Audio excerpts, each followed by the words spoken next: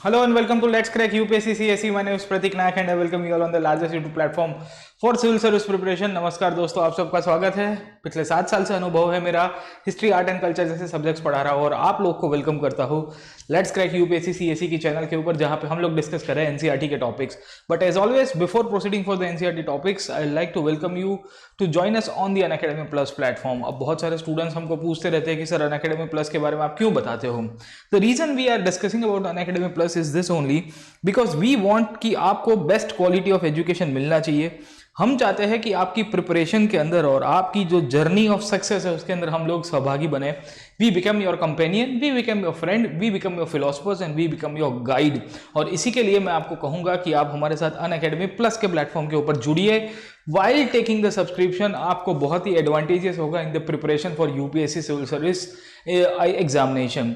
Unacademy plus के ऊपर आपको एडवांटेज यही होगा कि डेली लाइव क्लासेस मिलेंगे, इंडिया के टॉप मोस्ट एजुकेटर्स यहाँ पढ़ाते हैं, आपको एक प्रॉपर स्ट्रक्चर मिलता है और साथों साथ आपको डाउट क्लियरिंग सेशंस होते हैं, वीकली टेस्ट होते हैं। ये सब कुछ अनअकैडमी प्लस के सब्सक्रिप्शन में इंक्लूड होता है। आज ही के दिन आप अनअकैडमी के एप्लीकेशन डाउनलोड करिएगा या आप वेबसाइट के द्वारा भी सब्सक्रिप्शन ले सकते हो, it's up to you. But I suggest कि एप्लीकेशन के द्वारा बहुत ईजी रहेगा, प्ले स्टोर के थ्रू या आप डायरेक्टली गूगल प्ले के थ्रू, इनफैक्ट आपका जो प्ले स्टोर है आईफोन का या एंड्रॉयड का, वहां से भी आप डाउनलोड कर सकते हो। इंडिया के बेस्ट क्वालिटी एजुकेटर्स पढ़ाते हैं, मेरे भी कोर्सेज यहाँ पे अवेलेबल है, ठीक है। So there are more than 15,000 courses which are currently running on the Unacademy plus and this shows की the new courses that are being added in the Unacademy plus. एक सब्सक्रिप्शन में आपका ये सब कुछ कवर हो जाएगा, ठीक है। तो when you are preparing for the UPSC civil service examination, बहुत सारे स्टूडेंट्स को डाउट्स और प्रॉब्लम्स एक ही चीज के ऊपर होता है कि सर हम लोग को है ना एक राइट गाइडेंस नहीं मिल रहा है, हमको राइट मटेरियल्स नहीं मिल रहे हैं। वो सब आपको अनअकैडमी प्लस के ऊपर प्रोवाइड किया जाएगा, ठीक है। तो याद रखेगा कि मेरे जितने भी हिस्ट्री के कोर्सेज हैं आप उनको एक्सेस कर पाओगे while after taking the subscription.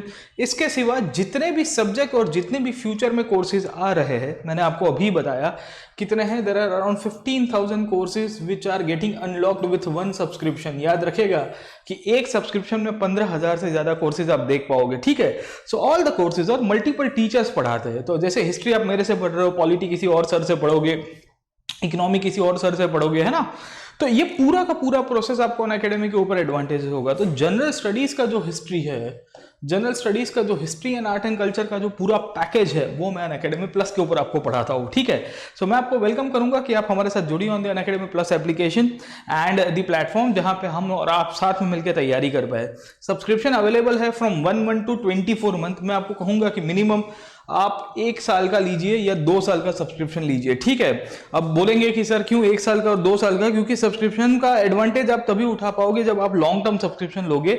और दूसरा क्या है कि सिलेबस कंप्लीशन में भी हेल्प करता है, ठीक है। तो 1 ईयर का 44,000 है, but after using the referral code PN live आपका 39,600 में कवर हो जाएगा, ठीक है। So when we talk about the Unacademy plus, ये आपके लिए बहुत एडवांटेजेस होगा। उसी तौर के ऊपर 2 ईयर्स का सब्सक्रिप्शन जो है वो 64,000 है, but use the code PN live, मेरा रेफरल कोड हमेशा यूज करेगा, 57,600 में कवर हो जाएगा। प्रश्न ये आता है कि सर हमको इसके सिवा और कोई सब्सक्रिप्शन अवेलेबल है, तो अनअकैडमी ने एक दूसरा सब्सक्रिप्शन निकाला है, दैट इज आइकॉनिक सब्सक्रिप्शन, ठीक है।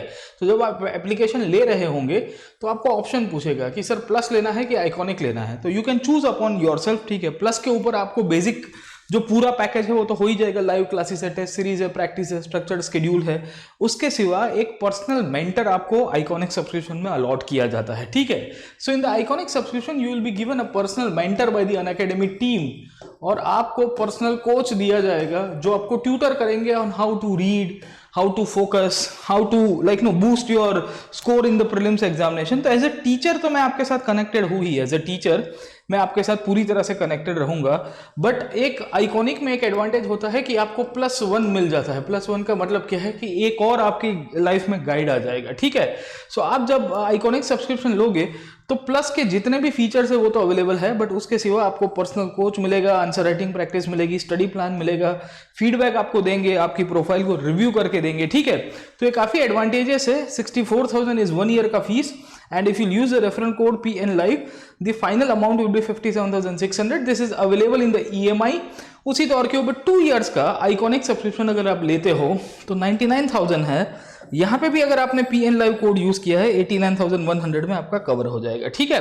तो ये दोनों आपके लिए एडवांटेजेस है। This is how you are suppose to deal with when it comes to the subscription matters. आप जरूर से ये कोड को यूज करिए एंड मेक श्योर कि आप मेरे कोड यूज करिएगा सो दैट हम और आप अच्छी तरह से कनेक्ट भी हो पाते हैं। चलिए आगे चलते हैं। बहुत सारे नए बच्चे पूछ रहे थे कि सर नया कोर्स आपका कब आ रहा है। एंशिएंट इंडिया के ऊपर कोर्स बहुत ही जल्द लॉन्च कर रहा हूँ। PN लाइव कोड यूज करिएगा, 10% डिस्काउंट भी मिलेगा। इसके सिवा अनअकैडमी में मेरे स्पेशल क्लासेस होते हैं। तो आप जब सर्च के ऊपर जाओगे तो प्रतीक नायक सर्च करिएगा, आपको मेरी डिटेल्स मिलेगी। मेरी प्रोफाइल को फॉलो कर दीजिएगा, you will get all the updates about the new classes as well.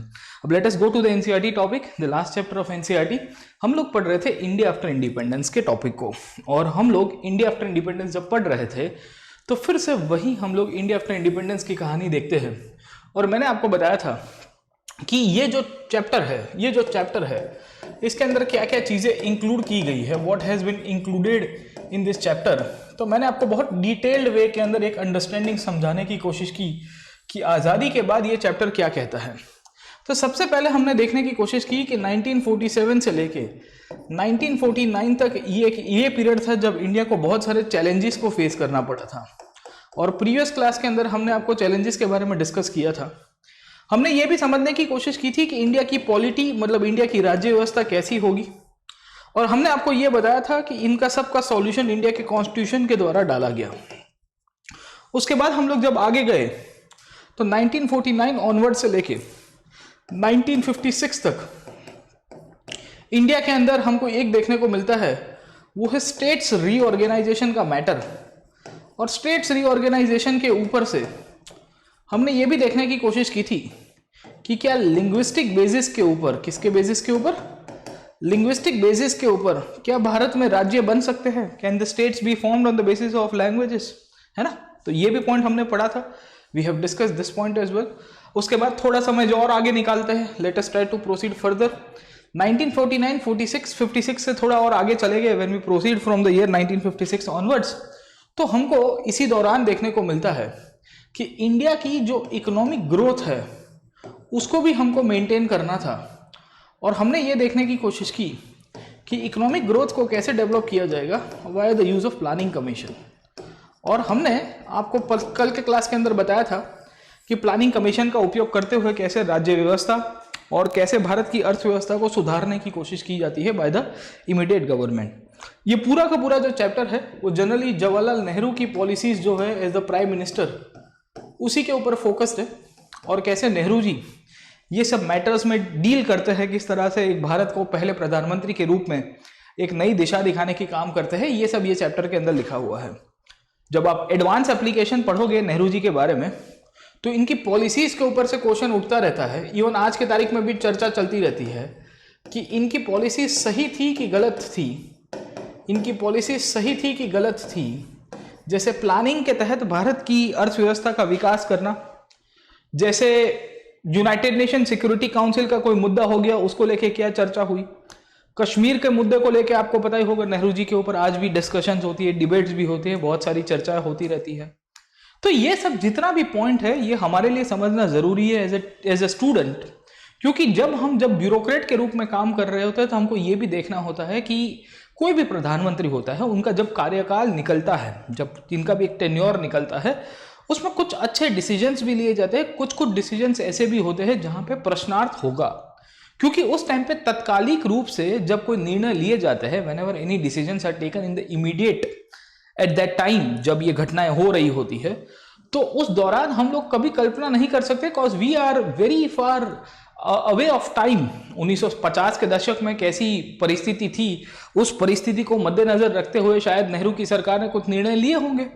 तो ये जो पॉइंट्स जितने भी हम लोग देखते हैं इंडिया में स्टेट्स रीऑर्गेनाइजेशन का, इंडिया में जो प्रिंसली स्टेट्स के जितने भी मुद्दे थे, इन सब पॉइंट्स को हमने प्रीवियस क्लास के अंदर बहुत डिटेल में पढ़ा है। आज हमको ये देखना है कि आज़ादी के बाद के भारत की जो फॉरेन पॉलिसी थी वो कैसी हुआ करती थी। मैं आपको फॉरेन पॉलिसी क्यों बता रहा हूँ, क्योंकि ये बहुत इंपॉर्टेंट शब्द है मेरे दोस्तों, क्योंकि आज़ादी के बाद तुरंत ही जब देश आज़ाद हुआ, व्हेन वी गॉट इंडिपेंडेंट, तो वर्ल्ड की सिचुएशन बहुत ख़राब थी। अब आप समझने की कोशिश करो, यहाँ से मैं आपको नेक्स्ट टॉपिक के ऊपर लेके जा रहा हूँ, और वो है फॉरेन पॉलिसी पोस्ट इंडिपेंडेंस जो एनसीईआरटी के अंदर ही दिया हुआ है, और उसको हम लोग तोड़ ताड़ के पढ़ेंगे, क्योंकि आपको पता ही है मैं आपको एनसीईआरटी पढ़ा रहा हूँ, पर एनसीईआरटी से बहुत फाउंडेशन आपका बिल्टअप करा रहा हूँ, सो दैट आप जब भी पढ़ोगे, सेल्फ स्टडी करोगे या आप हमारे साथ अनअकैडमी प्लस के ऊपर भी जुड़ोगे, तो आपको तैयारी करने में जो है ना एक कटिंग एज आनी चाहिए, जो अंडरस्टैंडिंग आपकी पहले से डेवलप हो गई होगी, तो आप रिकॉल करोगे कि हाँ सर आपने यूट्यूब के अंदर बताया था, हाँ सर उस दिन एनसीईआरटी के क्लास के अंदर आपने ये पॉइंट को ध्यान में लिया था, ठीक है।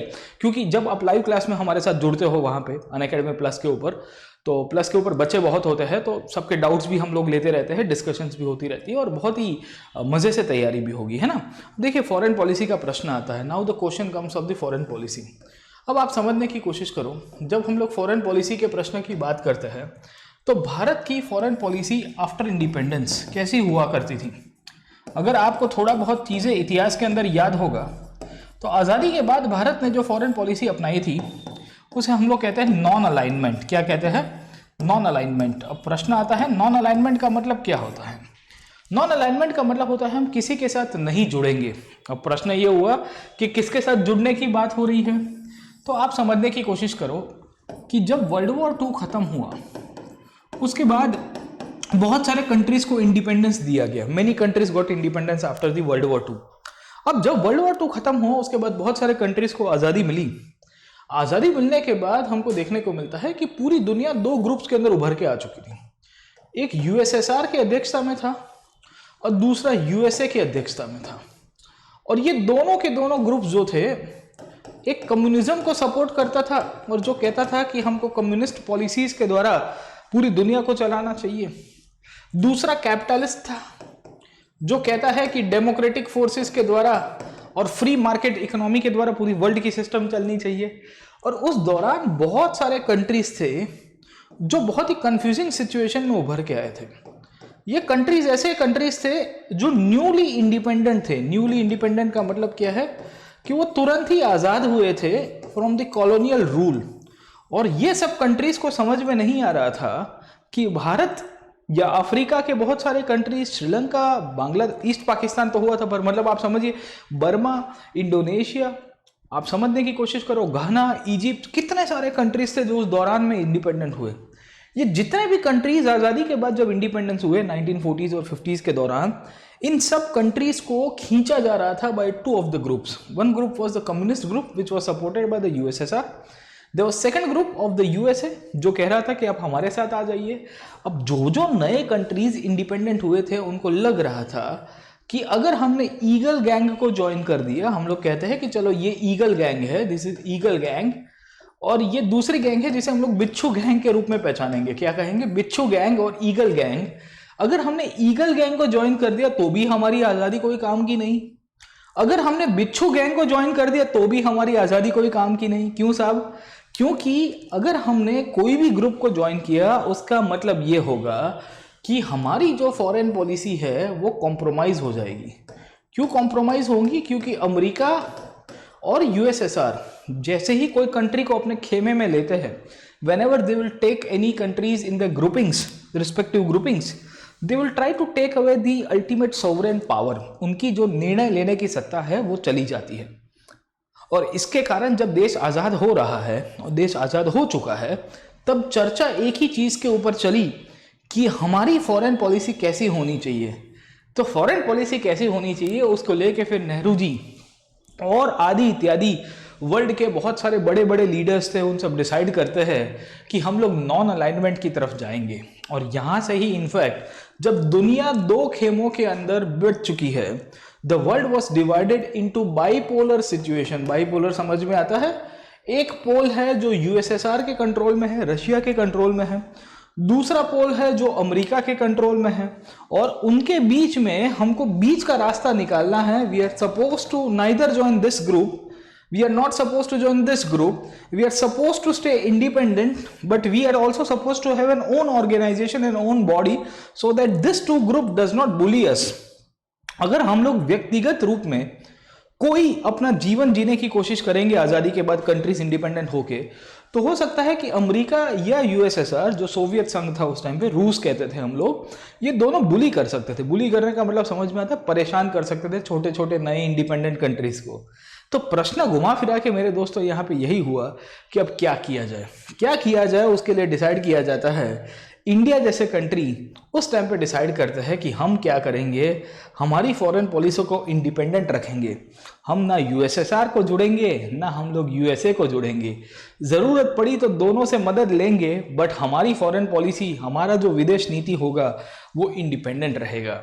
और एक कंट्री के रूप में आप तभी प्रोग्रेस कर पाते हो जब आप इंडिपेंडेंट डिसीजंस ले पाते हो in the domestic matters and also in the foreign matters. America हमको नहीं कहना चाहिए कि हमको किसके साथ तेल का संबंध रखना है कि नहीं करना है। रूस हमको कभी भी ऐसा डिक्टेट नहीं करना चाहिए कि हमको इसके साथ व्यापार करना है कि नहीं करना है। आप हमारे अच्छे मित्र हो, उसका मतलब ये नहीं है कि आप हमको डोमिनेट करोगे इन टेकिंग द डिसीजंस। ये चीज़ बहुत ज़रूरी थी, ये चीज़ बहुत अनिवार्य थी। और भारत करीबन 200 साल तक अपनी विदेश नीति घुमा चुका था। 200 भी नहीं, मैं कहूँगा after the decline of the Mughals India की फॉरेन पॉलिसी जो है वो कभी भी एक्सपांशनरी नहीं रही है, और मैं कहूँगा कि डिफेंसिव भी नहीं रही है। एक्सपांशनरी भी नहीं रही है, डिफेंसिव भी नहीं रही है। तो दोनों तरह से हमको देखने को मिलता है कि हमारी विदेश नीति में भारत की जितनी प्रगति होनी चाहिए वो नहीं हो पाई। ठीक है, मैं आपको 17वीं सेंचुरी की बात कर रहा हूँ, जब डिक्लाइन ऑफ मुगल्स की शुरुआत हो रही थी तब की, क्योंकि मुगल्स की फॉरेन पॉलिसी सेंट्रल एशिया के सीमित थी। मतलब they were mainly focusing in the central Asia and the regions of central Asia. Getting my point? तो ये जितने भी प्रश्न है, ये प्रश्न को सॉल्व कराना बहुत जरूरी था, और इसके लिए इंडिपेंडेंट फॉरेन पॉलिसी लानी भी बहुत जरूरी हुआ करती थी। अब देखने की कोशिश करते हैं कि कैसे इंडिया की फॉरेन पॉलिसी आगे चलती है। हमने ये सब पॉइंट्स को बहुत डिटेल के अंदर डिस्कस किया हुआ है, इसके लिए मैं नहीं जा रहा हूँ ये स्लाइड्स के ऊपर। सीधे सीधा मैं आपको फॉरेन पॉलिसी के ऊपर ही लेके जाना चाहूँगा और समझाने की कोशिश करूँगा कि भाई भारत जो है किस तरह से एक इंडिपेंडेंट फॉरेन पॉलिसी की मैटर की तरफ चला गया। अब देखिए क्या होता है, व्हाट इज हैपनिंग। ठीक है, जब देश आज़ाद हुआ तो 1945 में यूनाइटेड नेशंस की स्थापना हुई थी, आपको पता होगा। In the year 1945 UN got form, और जब यूएन की स्थापना हुई, when the UN got form, तो उसके बाद India was also the member of the UN. और यूएन जब इनफैक्ट एक ऑर्गेनाइजेशन के रूप में काम करने की शुरुआत करता है, तो यूएन ने बहुत सारे मदर कंट्रीज को प्रेशराइज किया कि आप इंडिपेंडेंस दीजिए।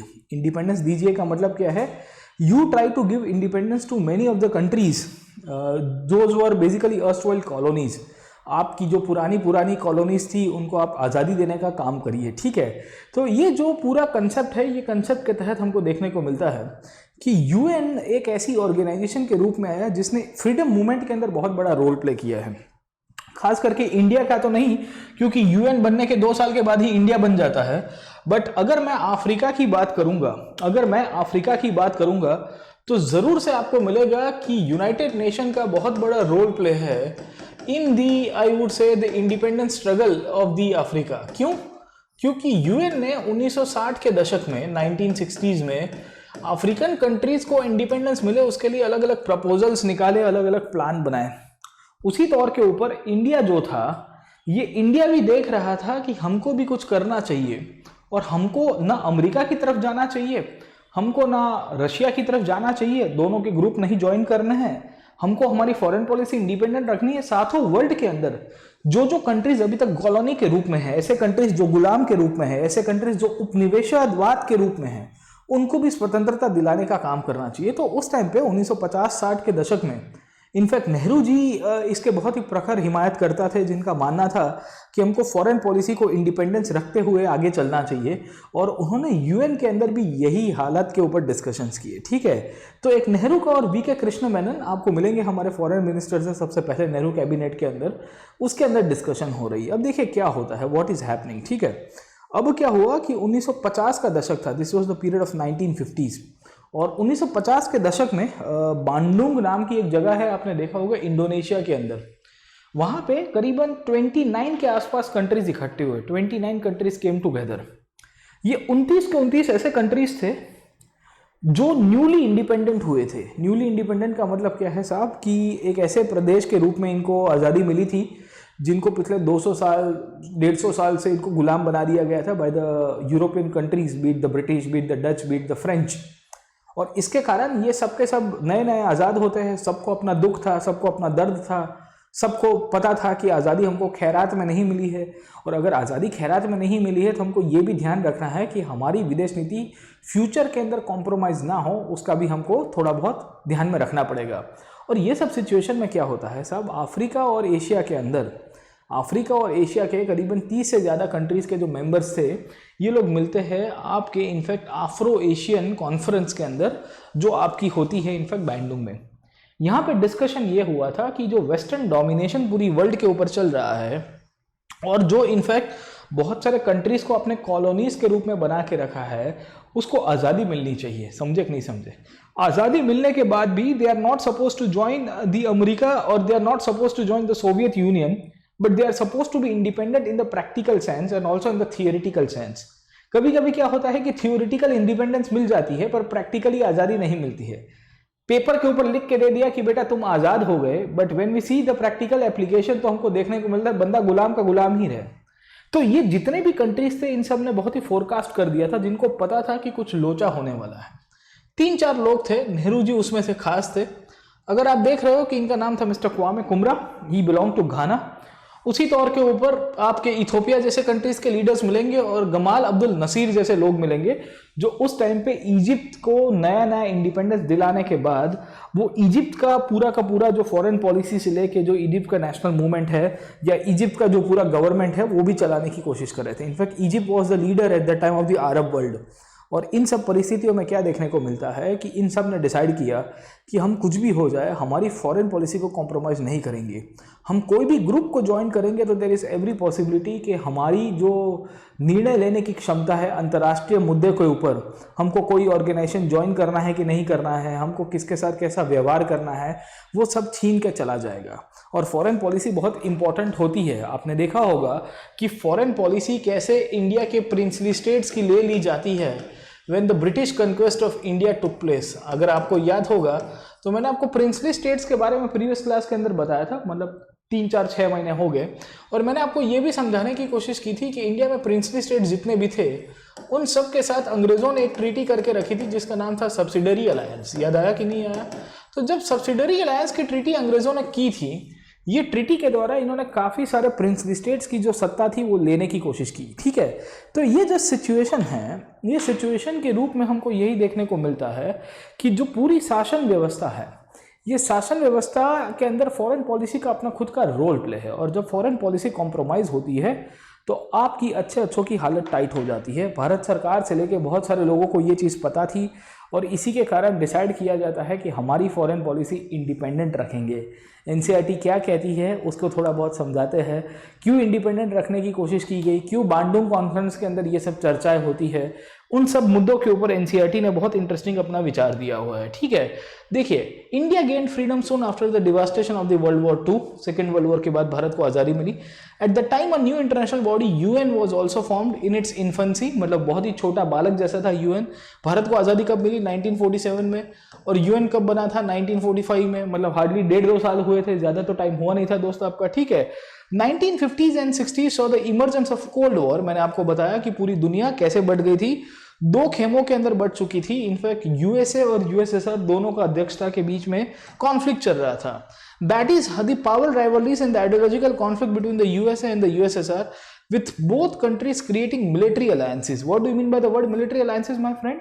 तो जैसे अमेरिका ने नाटो करके एक बॉडी बनाया था, क्या बनाया था? नाटो। तो उसके सामने रशिया जो था उसने भी अपना एक ऑर्गेनाइजेशन बनाया, ये एक ट्रीटी की जिसका नाम था वॉर्सो पैक्ट। पता नहीं आप में से कितने लोग ने ये सब पढ़ा है।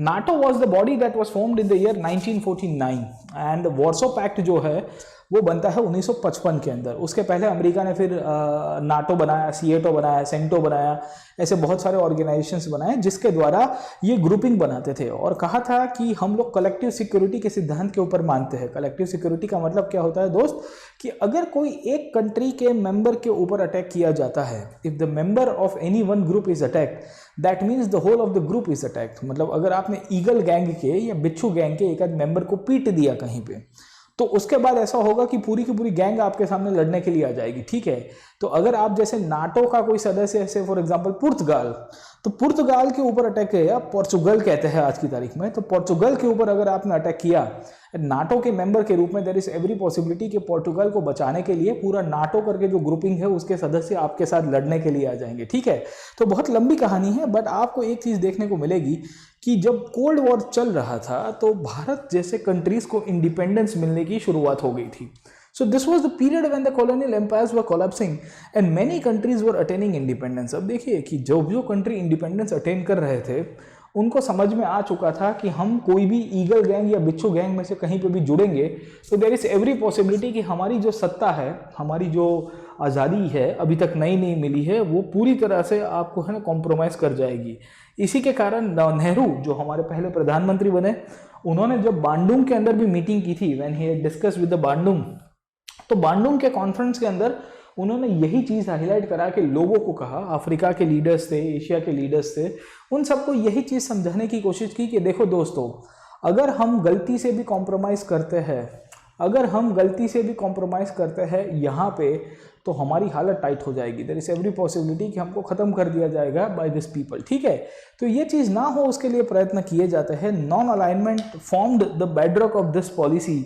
ये पूरी की पूरी जो पॉलिसी है उसके बेडरॉक के रूप में हमको क्या मिलता है, नॉन अलाइनमेंट ही मिलेगा। ठीक है, तो ये एक इसका अपना एक बहुत बड़ा दबदबा है नॉन अलाइनमेंट का, जो एक फॉरेन पॉलिसी का जब मैटर के रूप में हम लोग उसको देखते हैं तो उसको बहुत बड़ी तरह से क्वेश्चन मार्क किया है। ठीक है, अब क्या होता है, नॉन अलाइनमेंट का एक मुद्दा चालू हुआ, नॉन अलाइनमेंट का मुद्दा चालू हुआ और नॉन अलाइनमेंट को प्रमोट करने वाले बहुत सारे लीडर्स उभर के आए। समझे कि नहीं समझे? क्यों? क्योंकि नेहरू खुद तो चाहते थे कि भाई हम लोग को नॉन अलाइनमेंट की तरफ जाना चाहिए। नेहरू के साथ साथ आपको इजिप्ट के राष्ट्रपति मिलेंगे नसीर, या उसी दौर के ऊपर अगर आप देखोगे तो आपको मिस्टर क्वामे कुमरा मिलेंगे ऑफ द घाना, या उसी दौर के ऊपर अगर आप देखोगे तो आपको यूगोस्लाविया के लीडर्स मिलेंगे टीटो, और आपको इंडोनेशिया के लीडर्स मिलेंगे सुकर्नो। क्या मिलेंगे? सुकर्नो। ठीक है, सो वी सी कि multiple members and multiple countries at that time were promoting this idea of non alignment, जिन्होंने कहा कि हमारी विदेश नीति को कोई एक साइड के ऊपर हम लोग ढाल के नहीं रखेंगे, हम ना ईगल गैंग के ऊपर ज्वाइन करेंगे ना बिच्छू गैंग के ऊपर करेंगे, हम तो इंडिपेंडेंट है, हमारा एक अलग से ग्रुपिंग बनाएंगे। ठीक है, तो ये जो अलग से ग्रुपिंग बनने की शुरुआत होती है इसी को नॉन अलाइनमेंट के रूप में पहचाना जाता है। ठीक है, तो कौन से कंट्रीज थे? याद रखेगा कि Ghana, Indonesia, Yugoslavia, Egypt and India. The non alignment movement urge the countries not to join either of the major alliances. क्या कहा कि आप कोई भी इनफैक्ट अलायंसेस को ज्वाइन मत करिए, क्योंकि अगर आपने कोई एक अलायंस को ज्वाइन कर दिया उसका मतलब ये होगा कि आपकी फॉरेन पॉलिसी कॉम्प्रोमाइज हो गई है, आपकी विदेश नीति को बहुत बड़ा झटका लग गया है और आप पूरी तरह से है ना तहस नहस हो जाओगे, क्योंकि आप फिर से कॉलोनी के रूप में बन जाओगे। ठीक है, तो ये सब पॉइंट्स आपको इसके अंदर से मिलेगा। This policy was also straying away from alliances but not a matter of remaining isolated और न्यूट्रल। अब देखिए, ये बहुत इंटरेस्टिंग पॉइंट आपको यहाँ पे देखने को मिलता है। नॉन अलाइनमेंट पॉलिसी का इंटेंशन यही था कि हम लोग क्या करें कि ये जो इंटरनेशनल ग्रुपिंग्स बन रहे हैं, अलायंसेस बन रहे हैं, मिलिट्री अलायंसेस, मतलब जो इनफैक्ट सेना का ग्रुप बना के एक दूसरे के सामने वॉर करने की धमकी दे रहे हैं, उससे हम लोग इंडिपेंडेंट हो जाए। क्यों? क्योंकि वर्ल्ड वॉर खत्म हुआ था। वर्ल्ड वॉर में भी यही हुआ था कि मल्टीपल ग्रुपिंग्स के कारण वर्ल्ड वॉर हुआ। The world war started because of the groupings only. आपने पढ़ा होगा किताबों के अंदर कि वर्ल्ड वॉर होता है, उसके पीछे का कारण क्या था, what was the reason behind the world wars. The fundamental reason behind the starting of the world war was the groupings. तो जितने भी मिलिट्री ग्रुपिंग्स उस टाइम पे हो रहे थे उसके कारण ही वर्ल्ड वॉर हुआ। तो ये जो नॉन अलाइनमेंट वाले लीडर्स थे हमारे थोड़े शाणे थे, उनको पता था कि हमको मिलिट्री ग्रुप कहीं पे भी ज्वाइन नहीं करना है, क्योंकि मिलिट्री ग्रुप ज्वाइन करते हैं तो फिर लड़ाई हो जाती है, कॉन्फ्लिक्ट हो जाती है, इश्यूज क्रिएट होते हैं। तो हमको क्या करना है, what we are suppose to do, we are suppose to not join any kind of military groupings. But उसका मतलब ये नहीं कि हम आइसोलेटेड है, हम आइसोलेटेड नहीं है, हम सबके साथ संबंध रखेंगे, बट हम ये ध्यान रखेंगे कि जब सेना की बात आएगी, जब फॉरेन पॉलिसी की बात आएगी तो हम इंडिपेंडेंट हो जाएंगे। ठीक है, the former means remaining aloof from the world affairs where non aligned countries such as India played an active role in mediating between the Americans and the Soviet alliances. They tried to prevent the war, often taking a humanitarian and moral stand against the war. However, for one or the other reasons, many non-aligned countries, including India, got involved in the wars. By 1970s, number of countries had joined the non-aligned movement.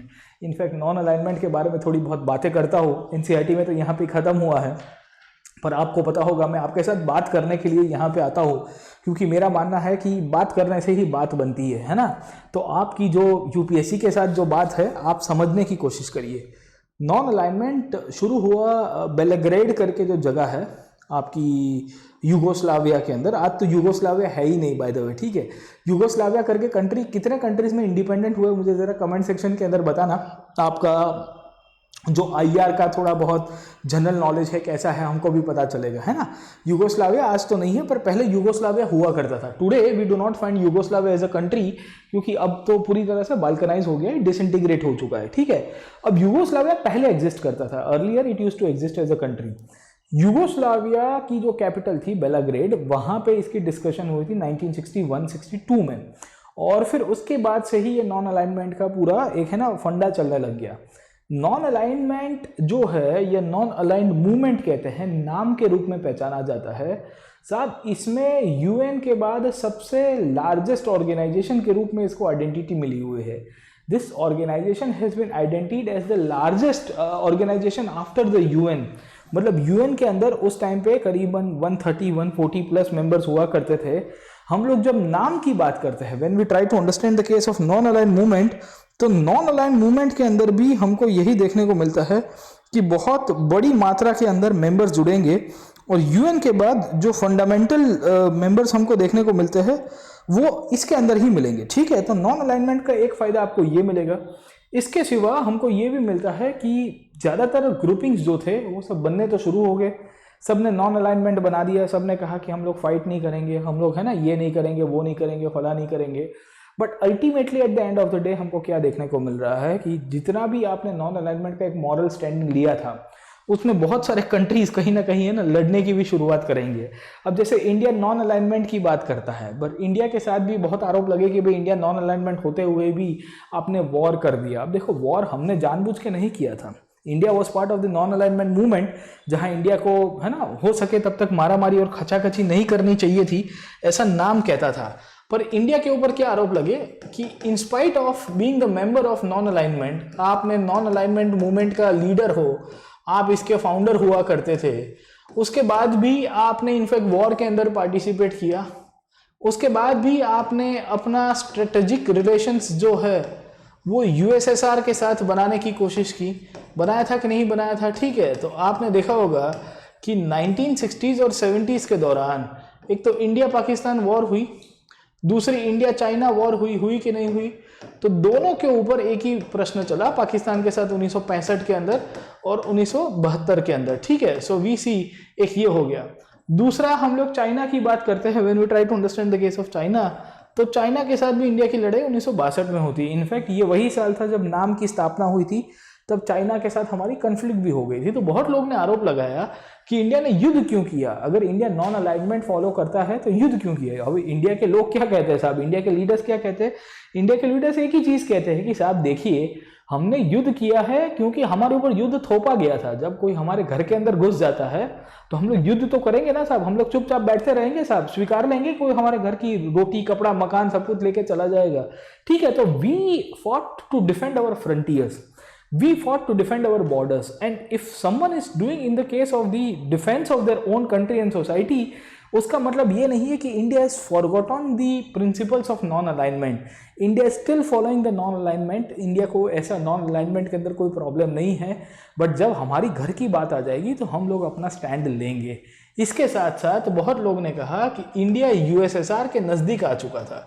अब देखिए, ये सच्चाई थी कि India defence matters को लेके USSR की मदद लिया करता था, क्योंकि हमको भी हमारे हथियार रखने पड़ेंगे। When you are surrounded by two neighbours like Pakistan and China, जो कभी ना कहीं हम लोग को युद्ध करने की कगार के ऊपर लेके आ चुके थे, एक दो बार युद्ध किया भी था, तो हमको हथियार तो रखने पड़ेंगे। अगर हमको हथियार रखने हैं तो that means we are suppose to take the precautionary measures, we are suppose to make sure कि हम लोग है ना हथियार उठाए तो भी शांति प्रिय रूप से, और ज़रूर पड़ी तो हम लोग हमारी डिफेंस। अब डिफेंस किससे लेंगे, अमेरिका के पास तो ले नहीं सकते क्योंकि अमेरिका हमको अपना पिट्ठू बनाना चाहता था, तो हमने यूएसएसआर की मदद ली। हमने यूएसएसआर को कहा कि देखो हम तुम्हारे ग्रुप में नहीं जुड़ेंगे बट आपको हमारी मदद करनी पड़ेगी साहब, है ना। तो यूएसएसआर से हमने डिफेंस की नीड्स फुलफिल की।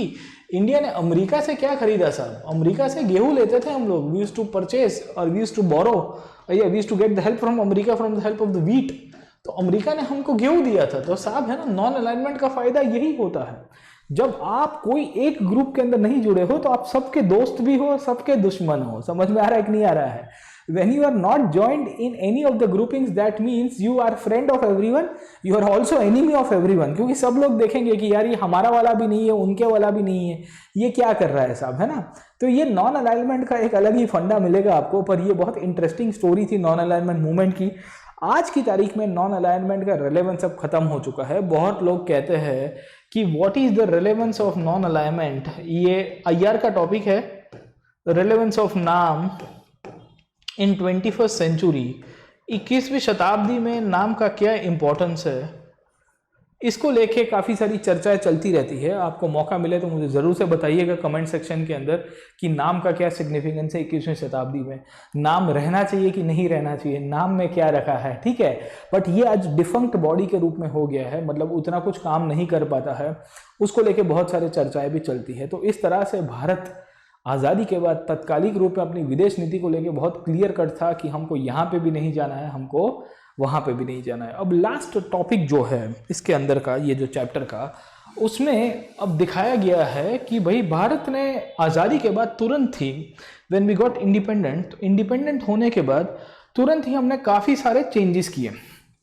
जवाहरलाल नेहरू का टेन्योर जो था वो कितना टेन्योर था, तो आपको पता ही होगा कि 1947 से लेकर 1964 तक नेहरू जी जिंदा थे और उसके बाद उनका मृत्यु हो गया। So when he passed away, तो बहुत लोग ने कहा कि इंडिया का फ्यूचर जो है अब डिसइंटीग्रेट होने वाला है, क्योंकि नेहरू जैसा जो स्टेट्समैन इंडिया को फ्यूचर में मिले कि ना मिले किसी को नहीं पता था। बहुत और many historians, many prominent thinkers were of the opinion कि इंडिया विल गेट डिसइंटीग्रेटेड, मतलब it is just a matter of time, Bharat टूट जाएगा, बेर बिखेर हो जाएगा। ये पूरी की पूरी जो संस्थाएं बनी हैं, ये प्लानिंग कमीशन बनाया है, कॉन्स्टिट्यूशन इतना बढ़िया से ड्राफ्ट किया है, उसका कोई रेलेवेंस नहीं रहेगा, ठीक है। तो जैसे समय आगे चलता गया 64 से लेके 84 आया, 84 से 94 आया और उसके बाद 2007 आया। अब आप समझिए कि 2007 तक आते आते भारत जब आज़ाद हुआ था 1947 के अंदर, कब हुआ था 1947 के अंदर, हमने 60 साल में एज ए नेशन के रूप में क्या प्रोग्रेस किया है, इसके बारे में एनसीईआरटी सबसे लास्ट टॉपिक ये चैप्टर में लिखती है। मतलब मैं तो कहूँगा आपकी अब तो 60 साल से ज़्यादा हो गए हैं। अगर आप आज की तारीख में देखोगे तो हम लोग 2020 में जी रहे हैं और 1947 से लेके 2020 का अगर आप टाइम फ्रेम निकालोगे तो कितना होगा साहब, ठीक है। So that is around 73 years, हम लोग 73 ईयर्स कंप्लीट कर रहे हैं। 2022 में तो हम लोग कितने साल कंप्लीट कर देंगे, 75 ईयर्स ऑफ इंडिपेंडेंस, हम लोग 75 साल कंप्लीट करने वाले हैं 2022 में साहब। तो 2022 तक आते आते भारत की कैसी विकास की गति होनी चाहिए, भारत की विदेश नीति कैसी होनी चाहिए, ये तो कैसा है कि एक ओपन एंडेड टॉपिक है। तो जब तब आएंगे उसके ऊपर डिस्कस करेंगे, एनसीईआरटी क्या अपडेट करती है नहीं करती है, या एज ए टीचर मैं आपको थोड़ा बहुत उसके ऊपर समझाऊंगा। ये टॉपिक आपके एनसीईआरटी में दिया है, द नेशन 60 ईयर्स ऑन। क्या लिखा गया है कि देश जब आज़ाद हुआ तो 60 साल के बाद हमने कितनी प्रगति की और भारत एक कंट्री के रूप में कितना आगे बढ़ पाया है, उसके बारे में एनसीईआरटी सबसे लास्ट टॉपिक पे लिखती है। अब क्या लिखती है आपको समझाता हूँ। On 15 August 2007 India celebrated 60 years of its existence as a free nation. एक देश के रूप में आज़ाद हुए, 60 साल कंप्लीट किए। How well has the country done in this stream and to what extent has it fulfilled its idea of the constitution. समझ में आ रहा है कि नहीं आ रहा है? देश ने प्रगति कितनी की है और कितनी हद तक भारत का विकास हुआ है। ये जो 60 साल हमारे कंप्लीट हुए हैं उसमें कॉन्स्टिट्यूशन के अंदर जो बड़े बड़े हमने विचार किए थे, जो आइडियल सेट किए थे, उन सब के ऊपर हमारी क्या पूरी की पूरी कल्पना है। क्या आपको लगता है कि India as a nation has progressed या इंडिया ने कोई प्रगति ही नहीं की है? आजकल पॉलिटिकल डिस्कोर्स चलता है ना कि पिछले 70 साल में कुछ नहीं हुआ। हुआ है कि नहीं हुआ है? एनसीईआरटी भी यही कहता है, ठीक है। हाँ, 60-70 साल में कुछ हुआ कि नहीं हुआ, विकास हुआ कि नहीं हुआ साहब, है ना। तो उसके ऊपर एनसीईआरटी लिख रहा है, एनसीईआरटी भी खुद प्रश्न करता है कि क्या होता है। अब आप समझने की कोशिश करिए, एनसीईआरटी हमारे अचीवमेंट्स कहता है, एक एक अचीवमेंट्स जो हिस्ट्री भी सही मानती है। सबसे पहला अचीवमेंट जो है कि इंडिया एक यूनाइटेड कंट्री के साथ में अभी भी जी रहा है। आपको जान के हैरानी होगी, जब भारत आज़ाद हुआ 1947 के अंदर, तो 1947 में East Pakistan and West Pakistan नाम के 2 कंट्रीज, ये एक कंट्री बनता है। आपको याद होगा, हमने प्रीवियस क्लास के अंदर आपको बताया था कि व्हेन इंडिया गॉट इंडिपेंडेंस, उसके साथ ही इनफैक्ट पाकिस्तान को भी आज़ादी मिली। ये कैसे हुई, how it took place, getting my point, है ना। तो ये हमारे लिए बहुत बड़ा एक अचीवमेंट है कि भारत आज़ाद होने के बाद हम लोग ने इनफैक्ट एक यूनिटी के रूप में एक कंट्री को चलाया। ये बहुत बड़ा अचीवमेंट है। आपको जान के बहुत हैरानी होगी कि इंडिया जैसे ही कॉलोनी जब इंडिपेंडेंट हुई तो सबने यही सोचा था कि हम लोग टूट जाएंगे। और दूसरा एक बहुत बड़ा एडवांटेज इंडिया को क्या मिला है, तो एनसीईआरटी भी कहती है और वो कहता है कि वी आर स्टिल डेमोक्रेटिक। 60 साल नहीं, इवन आफ्टर 73 ईयर्स, आज़ादी के बाद हम लोग आज की तारीख में एक डेमोक्रेटिक कंट्री के रूप में सर्वाइव कर रहे हैं। क्या ये अचीवमेंट है कि नहीं है?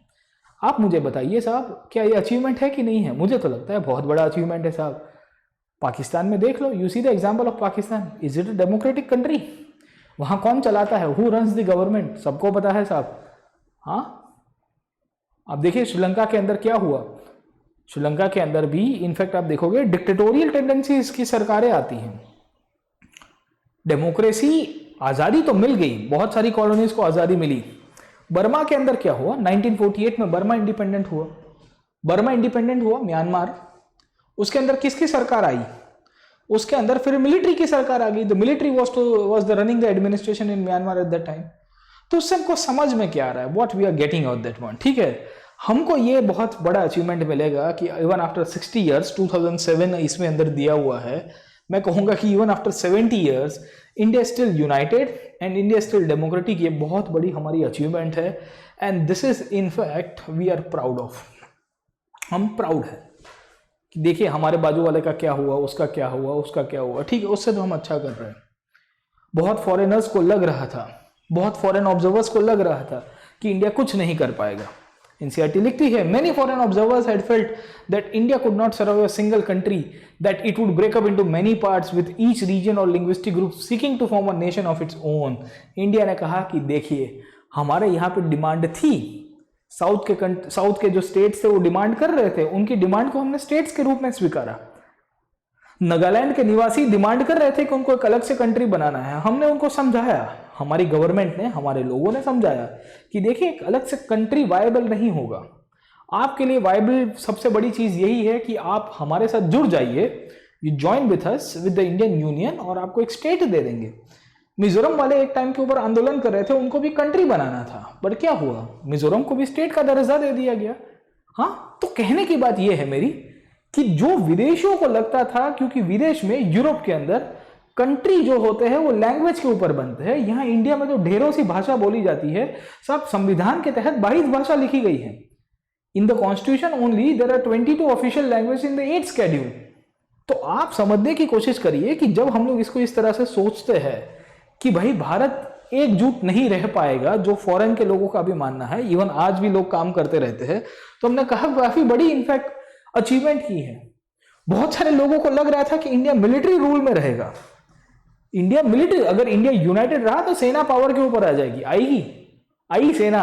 Do you think that the army came to power? No my friend, ये हमारे बाजू वाले मुल्कों में आ चुकी है, both Bangladesh and Pakistan, Sri Lanka as well and also Burma तो अभी तक भी वही है। सब जगह के ऊपर आपको मिलिट्री रूल मिलेगा साहब, इंडिया को नहीं मिला, बहुत बड़ी अचीवमेंट है। लोग जब कहते हैं कि 60-70 साल में हमने अचीव नहीं किया, तो ये सब चीजें की है। गेटिंग माय पॉइंट और नॉट? 13 जनरल असेंबली इलेक्शंस, अभी कितने हो गए? 15 इलेक्शंस खत्म हो चुके हैं। समझ में आया कि नहीं है आपको? ठीक है, almost 15 general assembly elections have been completed. Lok Sabha के इलेक्शन खत्म हो चुके हैं और सब जगह के ऊपर अगर आप देखोगे तो हमको इलेक्शंस मिलेंगे।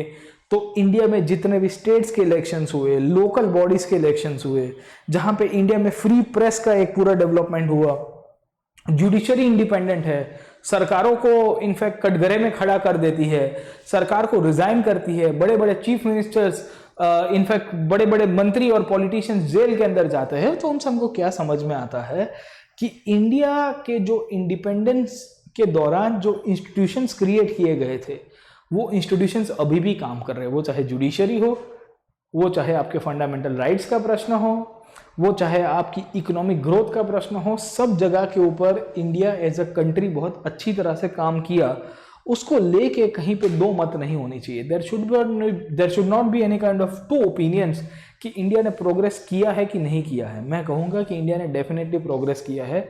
The issue is not about progress, issue ये है कि इंडिया जो है उसके अंदर और सोशल प्रॉब्लम्स जो है उसको हम लोग कहीं ना कहीं सॉल्व नहीं करा पाए। ठीक है, तो इसी के कारण ये क्या लिखता है कि finally the people speak different language और practice different trade has not come in the way of the national unity. India के अंदर अलग अलग भाषा, अलग अलग शब्द, अलग अलग धर्म को, अलग अलग समाज के मानने वाले लोग को सब लोग यूनाइटेड हुए हैं।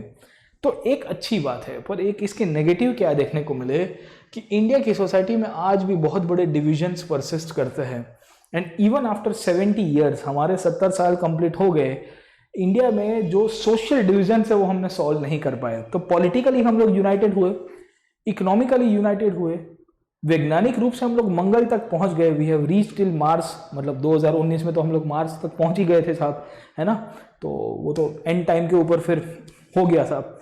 हम ये जो सिचुएशन में हुए हैं, ये सब सिचुएशन से हमको क्या देखने को मिलता है कि सोशली हम लोग उतने आगे नहीं जा पाए जितना इकोनॉमिकली, पॉलिटिकली और साइंटिफिकली चले गए।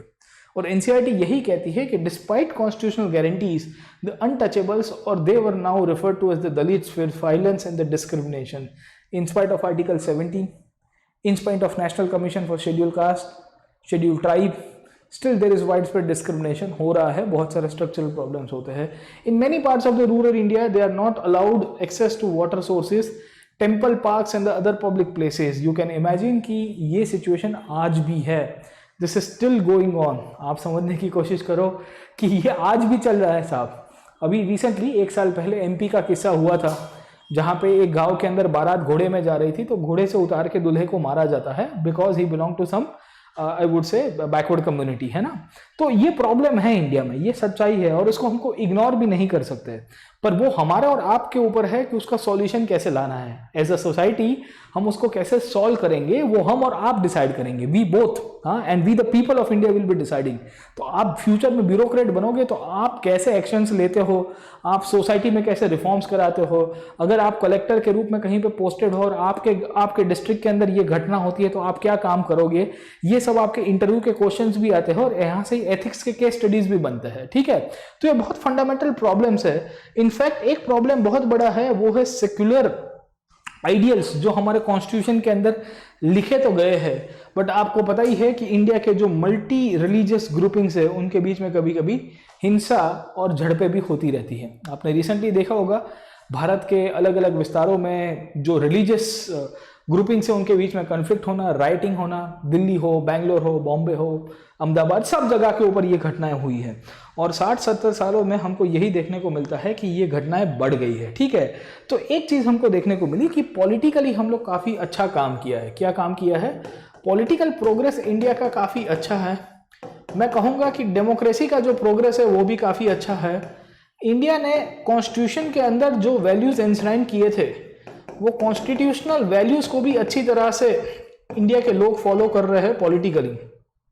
बट हम लोग जब सोशल की बात करते हैं तो सोसाइटी में बहुत बड़ा डिक्लाइन का इशू चल रहा है, क्लैशेस का इशू चल रहा है, प्रॉब्लम्स अभी भी आज की तारीख में हमको देखने को मिलते रहते हैं। मिलते हैं कि नहीं मिलते साहब? तो एक तो ये बहुत बड़ा आपको एक प्रॉब्लम इशू इसके अंदर से देखने को मिलता रहेगा। ठीक है, दूसरा एक प्रॉब्लम ये हुआ है कि इंडिया में आज़ादी के बाद जो इकोनॉमिक ग्रोथ होना चाहिए वो इकोनॉमिक ग्रोथ ना होते हुए इकोनॉमिक इनइक्वालिटीज उतनी ही बढ़ गई है। ठीक है, सो ये जो 60 ईयर्स में हमने सोसाइटी के रूप में प्रोग्रेस क्या किया है, एनसीईआरटी क्या लिखता है कि About the many years, many of the observers have noted that the gulf between the rich and the poor has grown over the years. अमीर और गरीबों के बीच में आपका जो डिफरेंस है काफी बढ़ गया है. Some parts of India and some groups of Indian have benefited a great deal from the economic development. जैसे अगर आपने देखा होगा वेस्टर्न कंट्रीज है या वेस्टर्न स्टेट्स है, जैसे गुजरात हो गया है, महाराष्ट्र हो गया है, या नीचे चले जाओ तमिलनाडु, साउथ के स्टेट्स है, आंध्र प्रदेश है, कर्नाटका है, उनका विकास काफी अच्छी तरह से हुआ है. बट कुछ कुछ स्टेट्स अगर आप देखोगे तो उनका डेवलपमेंट नहीं हो पाया है, तो ये भी एक बहुत बड़ा प्रॉब्लम है. ठीक है, सो वी सी कि India is a country of too much paradoxes. Paradoxes समझ में आता है, ठीक है, ऑपोजिट्स बहुत मिलते हैं. एक वर्ग इंडिया में ऐसा है जो इनफैक्ट बड़ी बड़ी रेस्टोरेंट्स में खाता है, होटल्स में घूमता रहता है, ठीक है, फ्लाइट्स में उड़ता रहता है. दूसरा वर्ग ऐसा है जो गांवों में रहता है या शहर में भी रहता है, तो उसको स्लम्स के अंदर रहना पड़ता है. ठीक है, सो वी सी कि there are two class of people. There is one class of people जो बड़े बड़े घरों के अंदर रहता है, बड़ी बड़ी रेस्टोरेंट्स में खाते हैं, उनके बच्चों को इनफैक्ट है ना अच्छे स्कूल्स में भेजते हैं, विदेश में घूमने के लिए जाते हैं. पर दूसरा एक ऐसा वर्ग भी है जो गरीबी रेखा के नीचे जीता है. दिख रहा है कि नहीं दिख रहा है? पॉवर्टी लाइन का कंसेप्ट, रंगराजन कमेटी, हाँ, तेंदुलकर कमेटी साहब, कितनी सारी कमेटी आ गई साहब, हाँ, प्लानिंग कमीशन, नीति आयोग, सब ने अपनी कमेटी के रिपोर्ट दिए. कैलोरी बेस रखना है कि हमको इंडिविजुअल, ये है ना 40-50 रुपए की डेली अर्निंग बेस रखना है, उसके ऊपर भी डिस्कशन हुआ. घुमा फिरा के हमको क्या देखने को मिला? What do we find over here साहब? ये पॉवर्टी लाइन का कंसेप्ट हो गया. ये आपके इनफैक्ट इंडिया और भारत को पूरी तरह से डिवाइड कर रहा है. तो एज अ सोसाइटी हमको यही ध्यान रखना है कि इंडिया और भारत के बीच में जो भेद रेखा बढ़ गई है उसको कैसे कम कर पाएंगे. ये स्लम से लेके जितनी भी इनफैक्ट प्रॉब्लम्स है, ये क्यों डेवलप हुई? Why the problems of the slums evolved? Why the problem with I would से दी सोशल इश्यूज जो भी है वो क्यों उभर के आया? ठीक है, शहरों के अंदर, गांवों के अंदर अर्बन स्लम्स का प्रॉब्लम आया. एक वर्ग ऐसा है जो अपने बच्चों को स्कूल में नहीं भेजा जा रहा है. कॉन्स्टिट्यूशन कहता है कि राइट टू इक्वालिटी होनी चाहिए, बट अगर आप समझने की कोशिश करोगे कि रियल लाइफ में इक्वालिटी दिखती नहीं है. गेटिंग माय पॉइंट और नॉट? इन दिस सिचुएशन, जज by the standard it set for itself, independence, the republic of India has not been a great success. ये एनसीईआरटी बहुत क्लियर कट कहता है. बट ये भी कहता है कि it has not been a failure either. Bharat आजादी के 60 साल के बाद 1947 से लेके 2007 तक, और अब इनफैक्ट समय आया है 2022 तक, इंडिया का विकास कैसा हुआ है, तो उसको लेके बहुत सारे मिक्स्ड अप्रोचेस है. पॉलिटिकली हम लोग सर्वाइव कर पाए, डेमोक्रेटिकली सर्वाइव कर पाए, इकोनॉमी में इनइक्वालिटीज आई, ग्रोथ अच्छा हुआ तो भी सबका फायदा नहीं हुआ. इवन आपने ये कोरोना के कारण देखा ही है, लॉकडाउन के कारण असमानता कितनी बढ़ गई है. एक सेक्शन ऑफ पीपल है जिनके पास जॉब्स नहीं है, एम्प्लॉयमेंट नहीं है, उनकी हालत खराब हो गई है. दूसरा सेक्शन ऑफ पीपल है जिनकी आप सिचुएशन देखोगे तो वो ऐसे लोग हैं जो हम लोग कह सकते हैं कि अभी है ना अच्छी खासी लाइफस्टाइल अभी भी जी रहे हैं साहब, है ना. तो ये प्रॉब्लम है. India is a country of paradoxes. But हम ये जरूर से कह सकते हैं कि हम और आप, we the people of this country, will make sure कि जब तक भारत के 100 ईयर्स कंप्लीट होंगे तब भारत जो एक डेवलप कंट्री के रूप में उभर के आए, उसके लिए हम लोग प्रयत्न करेंगे. ये चैप्टर पोस्ट इंडिपेंडेंस इंडिया के टॉपिक्स के ऊपर यहाँ पे खत्म हुआ. लास्ट टॉपिक ये चैप्टर के अंदर मेंशन किया गया है, और ये लास्ट टॉपिक के अंदर एक बॉक्स दिया हुआ है. ये बॉक्स के अंदर लिखा गया है कि भारत के साथ 2-3 मुल्क आज़ाद हुए. मतलब जैसे श्रीलंका हो गया, पाकिस्तान हो गया, बर्मा हो गया. उसमें श्रीलंका के अंदर अभी मैंने आपको थोड़ी देर पहले बताया कि सिविल वॉर की शुरुआत हुई थी. ये सिविल वॉर इनफैक्ट इतना घातकी था श्रीलंका के लिए, it was so dangerous for the Sri Lanka that Sri Lanka टूटते टूटते बच गया था. होता यह है कि श्रीलंका के अंदर जो नॉर्दर्न श्रीलंका वाला रीजन है, ये वाला रीजन, यहां पे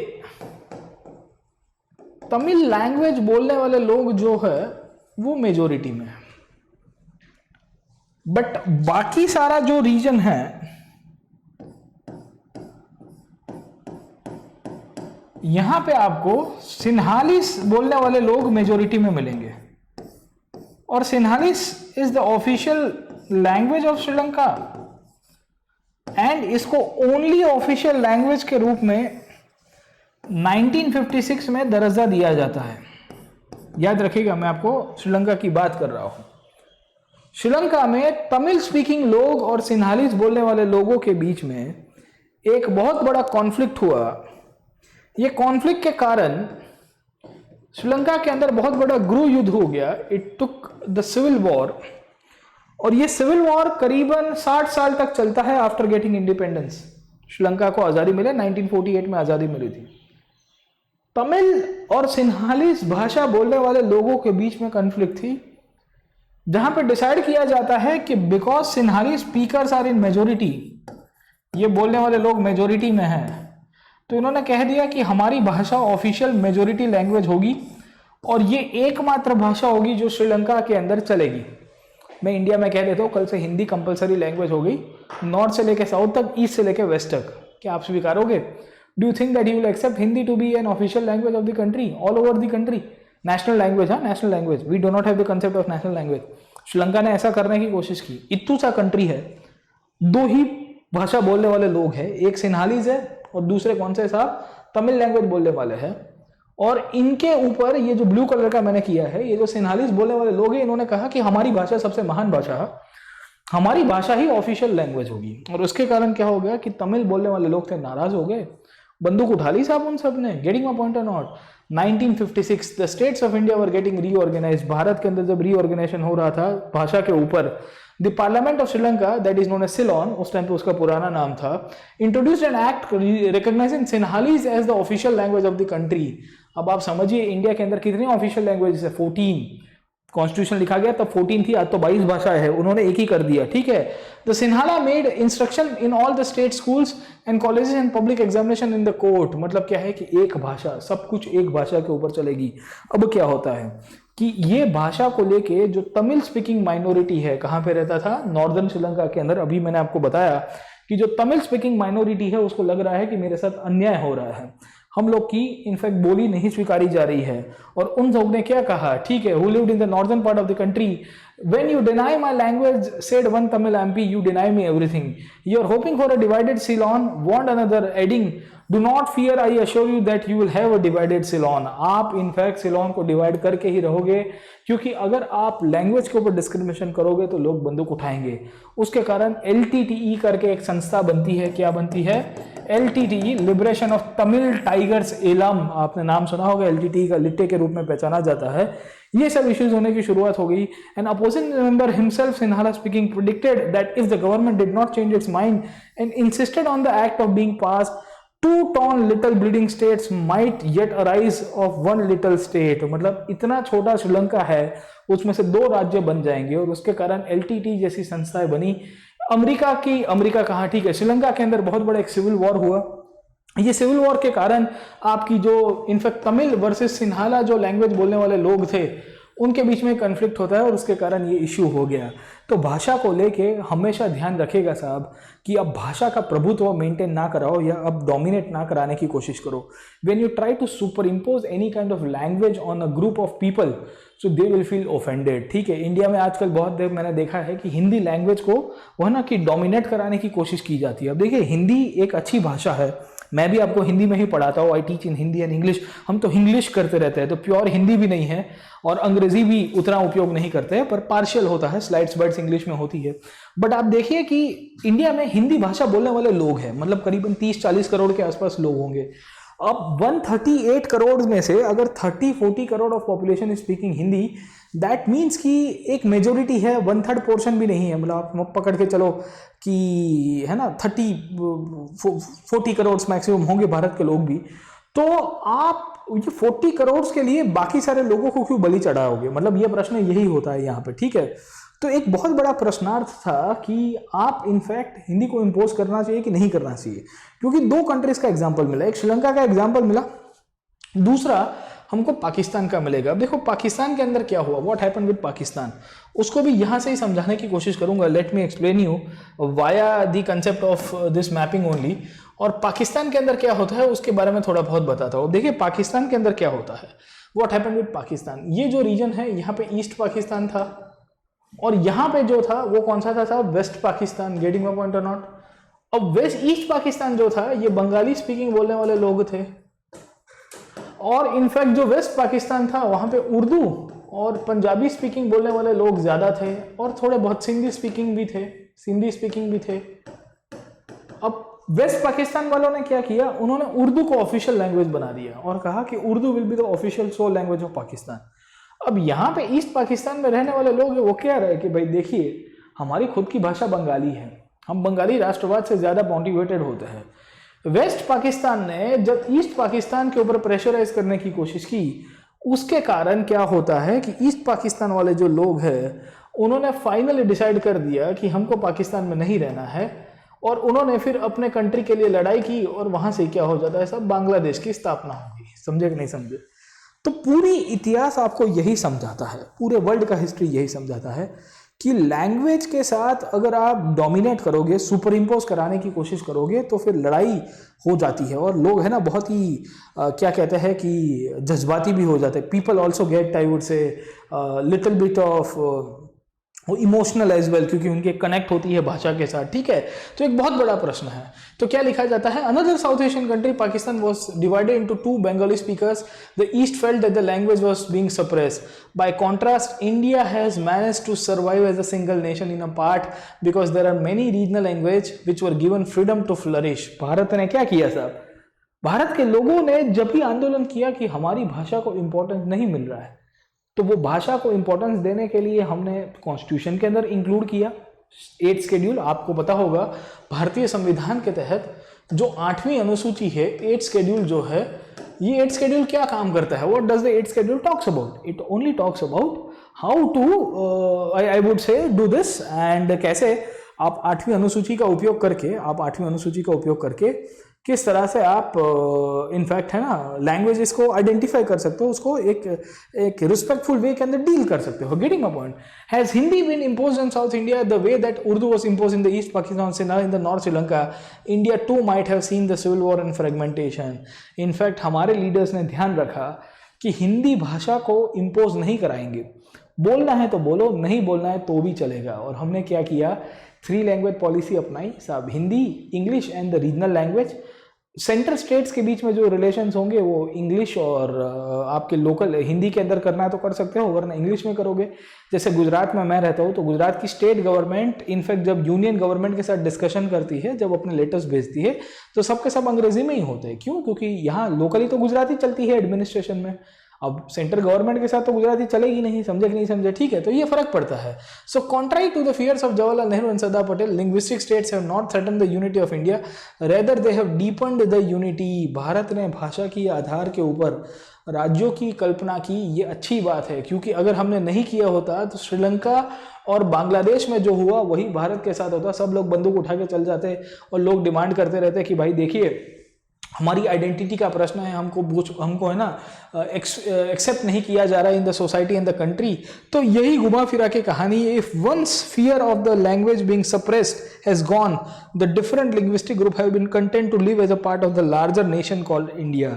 जब आपका एक डर चला जाता है कि देखिए मेरी भाषा का एक मुझे राज्य मिल गया है, मेरी भाषा को कॉन्स्टिट्यूशन के तहत 8वीं अनुसूची के अंदर डाल दिया गया है, तो मुझे अब कोई चिंता नहीं है कि अब मेरा एग्जिस्टेंस खत्म हो जाएगा, मेरा कल्चरल आइडेंटिटी खत्म हो जाएगा, अब मैं एक कंट्री के रूप में इंडिया के अंदर आराम से रह सकता हूँ साहब, है ना। तो इसी को ही डेमोक्रेसी कहते हैं माय फ्रेंड, कि आप जब लोगों की नीड जो है, पब्लिक की जो डिमांड है, उसको एक्सेप्ट करते हुए अपना जो है वो काम आगे चलाओगे, तो this is how the democracy works. और इस तरह से आपकी डेमोक्रेसी इनफैक्ट इंडिया के अंदर सर्वाइव भी कर पाई, बहुत अच्छी तरह से चल जाती है। ठीक है, गेटिंग माय पॉइंट? अब प्रश्न क्या पूछा गया है, name 3 problems that newly independent nation of India faced. Poverty, refugee का problem, political structure, Hindu Muslim का issue, role of planning commission, 5 years plan, the subject that were placed in the union list, क्या कहते थे आप, foreign affairs, defence, फिर railways, ये सब लिख सकते हो। Subject on the concurrent list were, ठीक है, कॉन्करेंट लिस्ट में हेल्थ एजुकेशन आज की तारीख में आ गया, पहले नहीं था। एग्रीकल्चर था, ठीक है, वैसे आप एग्रीकल्चर कहाँ, ठीक है, आपका फॉरेस्ट्री और ये सब था, ठीक है, एग्रीकल्चर तो अभी स्टेट सब्जेक्ट के अंदर। Economic planning which both in the private sector development was called as a mixed economy model, इसको कहते हैं।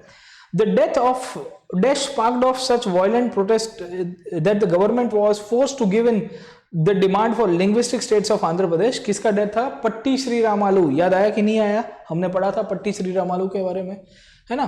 Eight independence majority of the Indians lived in villages, this is true और false? This is true. The constituent assembly was made of the speakers of the Congress party, no my friend, सबके सब थे। In the first national only men were allowed to vote, no my friend, सबको। Development of heavy industry, this is correct, ठीक है। What did Ambedkar mean that he said in politics we have equality and in social and economic life we have inequality? तो मैंने आपको बताया था कि caste system के कारण इकोनॉमिक इशू क्रिएट हो गए। पॉलिटिक्स में इक्वालिटी का मतलब क्या है? राइट टू वोट सबको दिया गया है। हमने ऑलरेडी बाबा साहेब आम्बेडकर के ऊपर आधा एक घंटा डिस्कस किया हुआ है, तो मैं नहीं पढ़ा रहा हूँ। चलिए, after independence why was there a reluctance to divide the country on the linguistic basis? एक ही डर था कि भारत टूट जाएगा, इसके लिए लोगों ने कहा कि नहीं तोड़ना है। Give one reason why English continued to be used in India after independence, क्योंकि साउथ के स्टेट से, नॉर्थ ईस्ट के स्टेट से सबको हिंदी नहीं आती थी, है ना, और हिंदी उतना डेवलप भी नहीं हुआ था उस टाइम पे। How was the economic development in India visualized in the early decades after independence? Planning model मैंने आपको बताया, हैवी इंडस्ट्रीज एंड एग्रीकल्चर के फोकस के करते हुए। Who was Mirabehn? Madeleine Slade हुआ करती थी, फॉरेन से आई थी, गांधी जी की शिष्य थी, और गांधी जी की मृत्यु के बाद वापस लंदन चली जाएगी, ठीक है। Find out more of the language division of the Pakistan that led to the creation of new nation of Bangladesh. How did Bangladesh achieve independence from Pakistan? With the help of India only. साहब 16 दिसंबर का दिन याद रखेगा, अद्भुत दिन है भारतीय इतिहास के अंदर।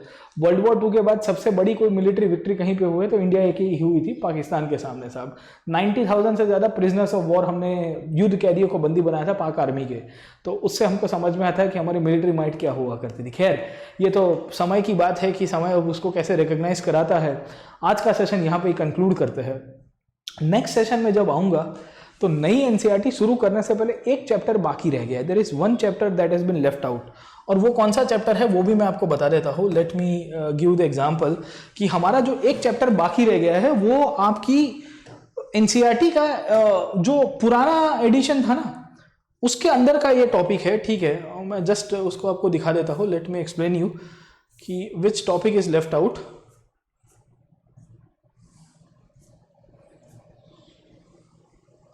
ये वाला, चलिए ठीक है। एक जो है ना टॉपिक ये बाकी है, वो है the changing world of visual arts. अगर आप देख रहे हो यहाँ पे, if you can see over here, ये चैप्टर है the changing world of visual arts. ये है आपकी न्यू एनसीईआरटी का पर ओल्ड एडिशन में। मैंने आपको बताया था कि हम लोग है ना न्यू एनसीईआरटी का न्यू एडिशन कर रहे हैं। ओल्ड एडिशन में क्या है कि 2 पार्ट से, अवर पास्ट 1, अवर पास्ट 2, इसमें क्या कर दिया, अवर पास्ट खाली एक कर दिया है, अवर पास्ट 3 का खाली एक ही पार्ट कर दिया, ठीक है। तो इसके अंदर क्या है कि the changing world of visual art, इसमें मॉडर्न पेंटिंग्स, मॉडर्न आर्किटेक्चर की पूरी स्टोरी है। तो मैं सोच रहा हूँ कि ये चैप्टर को पढ़ा दूंगा, क्योंकि कभी कभी क्या पेंटिंग्स आर्किटेक्चर से क्वेश्चन आता है, एनसीईआरटी से आना चाहिए। ये चैप्टर उन्होंने उड़ा दिया है, ये जो नया इंडेक्स है उसमें एनसीईआरटी ने निकाल दिया है, ठीक है। एनसीईआरटी ने कभी कभी ये चैप्टर उड़ा दिया है, तो इसमें से ये चैप्टर उड़ाया हुआ है इन्होंने। सो इसमें अगर आप ये इंडेक्स में देखोगे तो आपको नहीं मिलेगा, पर जो पुरानी इंडेक्स थी उसके अंदर ये चैप्टर दिया हुआ है। तो I have got in the soft copy, ठीक है, मेरे पास ऑलरेडी थी, और मेरे पास इसमें भी है हार्ड कॉपी, क्योंकि पुरानी एनसीईआरटी है मेरे पास। तो वो चैप्टर पढ़ाऊंगा, उसके बाद नए स्टैंडर्ड की एनसीईआरटी में चलेंगे, ठीक है। तो आप थोड़ा पेशेंस रखिएगा कि सर अभी नई एनसीईआरटी आपने क्यों शुरू नहीं की। नई एनसीईआरटी करने वाला हूँ, चिंता मत करिएगा, ठीक है। मुझे बहुत बच्चों के मैसेज आते रहते हैं कि सर आप नई एनसीईआरटी कब कराओगे साहब, ठीक है। तो देखिए दोस्त, मेरा एक ही इंटेंशन है कि मैं आपको पूरी एनसीईआरटी को कॉम्प्रिहेंसिवली कराऊं, और कॉम्प्रिहेंसिवली कराने में टाइम लगता है, वरना वर्बेटिम कराना हो तो कोई बड़ी बात नहीं है।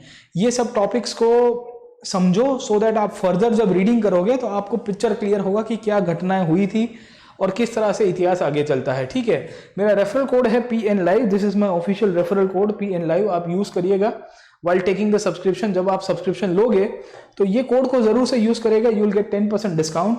अगर आपको इनफैक्ट कोई भी क्वेरी होती है तो आप मेरे ये नंबर के ऊपर कांटेक्ट कर सकते हो, 9106679729। This is my Telegram channel Prateek UPSC, please join this channel and please follow me on Unacademy on this profile Nayak Prateek. आपको मेरे कोर्सेज के अपडेट मिल जाएंगे।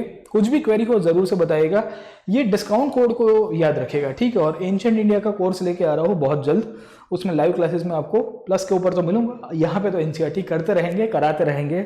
चलिए आज का सेशन यहाँ पे कंक्लूड करते हैं। I will see in the next class, till then keep studying.